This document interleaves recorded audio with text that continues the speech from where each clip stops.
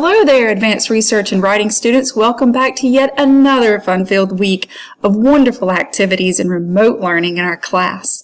Over the past 3 weeks, we've been working on practice extended essays, and I'm very proud of those of you that have been really working hard to try to put that together in preparation for your classes that are coming up next year. So maybe that gives you a little bit of practice with research and forming a research question and thesis statements, and also coming up with a good solid conclusion.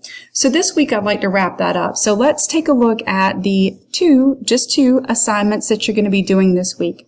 So this Saturday actually is Armed Forces Day, and I'm trying to find something for the last several weeks of school, few weeks of school, however you want to put it, something to celebrate each week. So Saturday is Armed Forces Day, so I thought what I would try to do is every day kind of look at a different theme. So Monday's theme is going to be the Army. So you just may hear automatically playing when you pull up our Canvas page the Army theme song. And then, so if you keep scrolling down, you'll see this week's introduction video right here, which you're watching right now, and I'm going to post it right there as soon as I'm finished.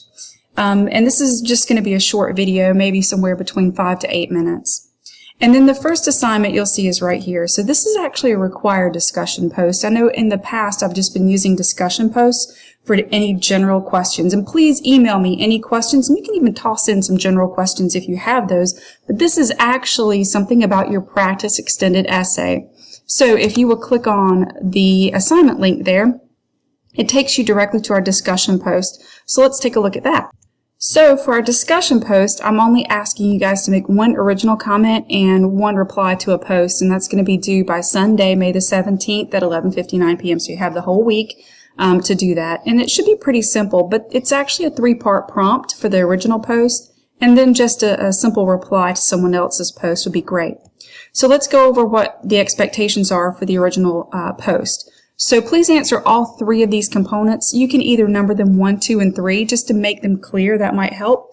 Or you could copy and paste the questions and answer them in your post. That might help other students to see what you're trying to answer, as well as me trying to figure out what you're trying to answer. So the first thing I'd like for you to answer in your post is, what's the most valuable thing you've learned during the practice extended essay? And it might not be something necessarily that you've learned, but something that maybe you've strengthened, maybe research skills, question writing, thesis writing, conclusion, maybe steps to research. Just practice in general may help. So anything that you found the most valuable to yourself, even learning self-discipline, something like that, during the practice extended essay. Number 2, what's the most challenging aspect of beginning this practice extended essay? I have a couple of ideas of what I think some of you might put for this, and I'm anxious to see what we're going to have in our discussion post about the most challenging aspect now that we've done these 3 stages, and now we're going to look back at those and reflect on the most challenging piece. And then number 3, in what way or ways has the personal project helped you for the practice extended essay? So I want you to think about all of the IB traits, for example, maybe an IB profile trait, maybe an ATL skill, maybe a global context, just maybe a subject that you're really interested in. Anything that you can think of, the personal project has helped you in any way, shape, or form. Maybe with research, maybe perseverance, anything. I'd like for you to try to link that at least one thing that the personal project has done that could help you in the future. Because with your feedback, then we can use that in the next years and explain to students, this is what my students in previous years have said have been the most helpful. So any feedback on that would be great. So answer those 3 questions in an original post. Then if you'll reply to one post. So what is a quality reply to post in this case? It doesn't have to be as lengthy as, of course, your original post. It could be as simple as even 1 line, 1 sentence is perfectly fine. But it's got to be something more than just, hey, you did a good job. So you can, number 1, ask an appropriate question regarding someone's original post. So maybe you could ask someone, did you consider using this as a resource? What really do you like the most about your subject?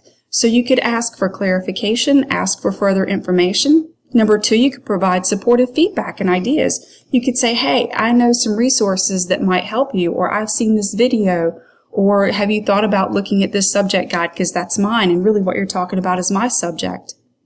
Number 3, you could provide encouraging remarks to others to continue their studies. So that would be encouraging and uplifting statements in a way that you could say, hey, how about continuing on in this thread or train of thought?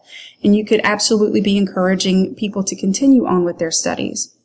Or number 4, be reflective in your post. So you could say, remember when we looked back at these kinds of things? Remember when we studied this or that?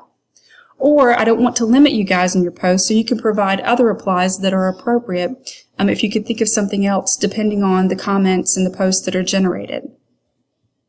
Now be very careful about when you are posting this, because I don't want you to get too close to the due date and then everybody try to rush in and do all of these. So the earlier you can get to these, the better off you're going to be. And if you have any questions about them, of course you can email me, let me know. Okay, so back on our home page, the second assignment that you're going to do is a Flipgrid video on practice extended essay topics, and that's also going to be due, of course, Sunday, May the 17th by 11:59. So if you'll click on the assignment link there, it'll take you to the assignment page. Now, there's nothing you turn into Canvas here. I want to stress that. You're going to submit your Flipgrid video. Honestly, I've never done a Flipgrid video myself. My second graders are doing them, and I thought they were really cool, so that way we could see other people's faces and comments and have them to explain what they're doing. So to share topics from the practice extended essay, you're going to share a Flipgrid video of no more than 2 minutes. You don't have to take the whole 2 minutes, but I'm giving you a 2-minute maximum. And there should be 6 components. So really quickly, you should tell me your topic and your subject, and that should take literally seconds.